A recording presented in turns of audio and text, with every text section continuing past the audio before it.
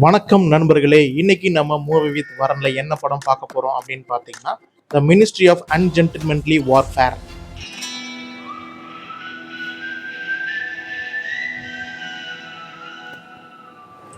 இந்த கதை ஒரு பேஸ்ட் ஆன் ட்ரூ ஈவெண்ட்ஸ். இது வந்து வேர்ல்டு வார் டூ சமயத்தில் 1841ல அட்லாண்டிக் ஓஷன் ஜெர்மன் கையில் இருந்தப்போ நடந்த கதை. இது வந்து வின்சென்ட் சர்ச்சிலோட கான்ஃபிடென்ஷியல் ஃபைல்ஸ்குள்ளே இருந்த ஸ்டோரி. இந்த ஸ்டோரியை தான் வந்து நமக்கு இப்போ திரைப்படமாக வந்து எடுத்திருக்கிறாங்க. ஸோ இந்த படத்தோட கதை என்ன அப்படின்னு பார்த்தீங்கன்னா, அட்லாண்டிக் ஓஷனில் வந்து ஜெர்மனும் பிரிட்டிஷும் சண்டை போட்டுட்டு இருக்கிறாங்க.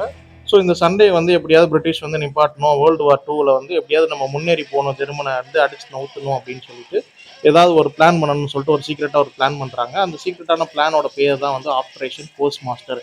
இந்த ஆப்ரேஷன் போஸ்ட் மாஸ்டர் என்ன அப்படின்னு கேட்டிங்கன்னா, அதாவது வந்து ஜெர்மன் வந்து இப்போ சண்டை போட்டுட்டு இருக்காங்க இல்லையா கடலில். ஸோ இவங்களுக்கு வந்து வெப்பன்ஸ் வந்து சப்ளை பண்ணணும். வெப்பன்ஸ் யார் சப்ளை பண்ணுறாங்கன்னு கேட்டிங்கன்னா, இட்டாலியன் ஷிப்ஸ் வந்து சப்ளை பண்றாங்க. இவங்க எப்படி சப்ளை பண்றாங்கன்னு கேட்டீங்கன்னா, இவங்க வந்து வெஸ்ட் ஆப்பிரிக்கால உள்ள ஒரு ஐலாண்ட்ல இருந்து பெர்னாண்டோ போ அப்படின்ற ஒரு ஐலாண்ட்ல இருந்து வெப்பன்ஸை லோட் பண்ணி இவங்க இங்கே கொண்டு வந்து டெலிவரி பண்றாங்க. ஸோ தட் இவங்களுக்கு வெப்பன்ஸ் கிடைச்சதுனால இவங்க வந்து பிரிட்டிஷை வந்து அட்டாக் பண்ணிட்டு இருக்காங்க. ஸோ பிரிட்டிஷ் என்ன பிளான் பண்றாங்க அப்படின்னா, அந்த வெப்பன் சப்ளை பண்ற ஷிப்பை வந்து நம்ம அழிச்சிட்டோம்னா இவங்களுக்கு வெப்பன்ஸ் கிடைக்காது. ஸோ தட் நம்ம வந்து வாரை வந்து பிட் பண்ணிடலாம் அப்படின்ற ஒரு ஐடியா பண்ணி இவங்க அந்த ஷிப்பை வந்து அழிக்கிறதுக்காக பிளான் பண்றாங்க. இந்த வெப்பன்ஷிப்பை வந்து அழிக்கிறது ரொம்ப ஈஸியான விஷயமே கிடையாது. ஏன் அப்படி கேட்டிங்கன்னா, இது வந்து அட்லாண்டிக் ஓஷன் வந்து ஜெர்மனோட கண்ட்ரோலில் இருக்கிறனால இவங்க ஆல்ரெடி இவங்களால வந்து முன்னேறி போக முடியல. இதில் இவங்க சீக்கிரட்டாக ஒரு மிஷின் பிளான் பண்ணுறாங்க. எப்படி இந்த ஷிப்பை அழிக்கிறது அப்படிங்கிறத மாதிரி யோசிச்சுட்டு இருக்கிறாங்க. ஸோ அதுக்கு தான் வந்து இவங்க வந்து கேப்டன் கஸ் மார்ச் பிலிப்ஸை வந்து கூப்பிடுறாங்க. அவர் தான் நம்ம படத்தோட ஹீரோ. இவரு நம்ம ஹீரோ என்ன பண்ணுறாரு, டீட்டெயில்ஸ் எல்லாம் வாங்கிட்டு இன்னும் 18 நாளில் அந்த கப்பல் வந்து வெப்பன்ஸ்லாம் ஏற்றிட்டு கிளம்ப போகுது. வெப்பன்ஸ்லாம் ஏற்றினதுக்கப்புறம் அந்த கப்பலை அழிக்கிறது தான் வந்து டார்கெட்டு அப்படின்னு செட் பண்ணிட்டாங்க. ஸோ இவர் என்ன பண்ணுறாரு, அவ்வளோ பெரிய ஷிப்பை வந்து அழிக்கிறதுக்காக ஒரு மீன் பிடிக்கிற கப்பலை தூக்கிட்டு ஒரு 4 பேரை கூட சேர்த்துக்கிட்டு வாங்கடா போகலாம் அப்படின்னு சொல்லிட்டு ஒரு பாட்டு கிளம்பிட்டாரு. அட்லாண்டிக் ஓஷன் வந்து ஜெர்மனோட கண்ட்ரோலில் இருக்குது. இந்த அட்லாண்டிக் ஓஷனை கடந்த அந்த ஷிப்பை அழிக்கிறது மட்டும் ஹீரோக்கு வந்து சேலஞ்சஸ் கிடையாது. இதை தாண்டி நிறைய சேலஞ்சஸ் இருக்குது. என்னென்ன சேலஞ்ச் அப்படின்னு பார்த்தீங்கன்னா, பிரிட்டிஷ் கவர்மெண்ட் இதை வந்து சீக்கிரட்டாக ரன் பண்ணுற ஆப்ரேஷன்னால அவங்களால டைரெக்டாக ஃபண்டிங்கும் பண்ண முடியாது, டைரெக்டாக ஹெல்ப்பும் பண்ண முடியாது. இவங்க சப்போஸ் வந்து அட்லாண்டிக் ஓஷனில் ட்ராவல் பண்ணுறப்போ பிரிட்டிஷோட நேவி கிட்ட மாட்டிக்கிட்டாங்கன்னா கண்டிப்பாக ஜெயிலுக்கு போயிடணும்.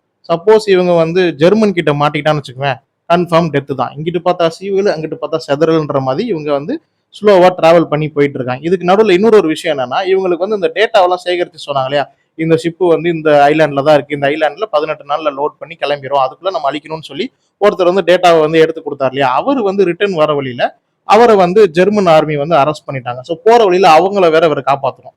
காப்பாத்திட்டு வேற அவர்கிட்ட தான் பிளான் வேற இருக்கு. ஸோ அவரையும் வேற காப்பாற்றணும். இதை தாண்டி 18 நாள்ல வந்து அது ஷிப்பு கிளம்பிருன்னு சொன்னவர் திடீர்னு நடுக்கடல்ல போயிட்டு இருக்கிற போது என்ன பண்ணிடுறாங்கன்னா, அது இன்னும் 3 நாள் ஏர்லியாவே கிளம்பிடும், முன்னாடி 3 நாள் முன்னாடி சீக்கிரமாவே கிளம்பிடும்னு சொல்லிடுறாங்க. ஏடா சீக்கிரமாவே கிளம்பி, நான் வேற ரூட் பிளான் பண்ணி வச்சிருந்தேன், இப்போ சீக்கிரமா கிளம்ப, அப்ப வேற ரூட் பிளான் பண்ணணுமே. ஏன்னா இவங்க ஒரு லாங்கர் ரூட் பிளான் பண்ணாங்க, யாரு கண்ணிலையும் படாம போகணும் அப்படின்ட்டு. இப்போ 3 நாள் சீக்கிரமா போகணுன்றப்போ இவங்க ஷார்ட்டர் ரூட் எடுக்கிறாங்க. அப்படி எடுத்தா இவங்க கண்டிப்பா யாராவது ஒருத்தட்டு மாட்டிப்பாங்க. ஸோ அதையும் தாண்டி இவர் போகணும். இன்னும் போயிட்டு இருக்கும்போது இன்னொரு ஒரு விஷயம் வேற சொல்றாங்க. என்ன சொல்றாங்கன்னா, அந்த கப்பலை வந்து வெடிமருந்து வச்சு பர்ஸ்ட் பண்ணி கப்பலை வந்து மூழ்கடிக்கணும். இதுதான் இவங்களோட அசைன்மெண்ட்.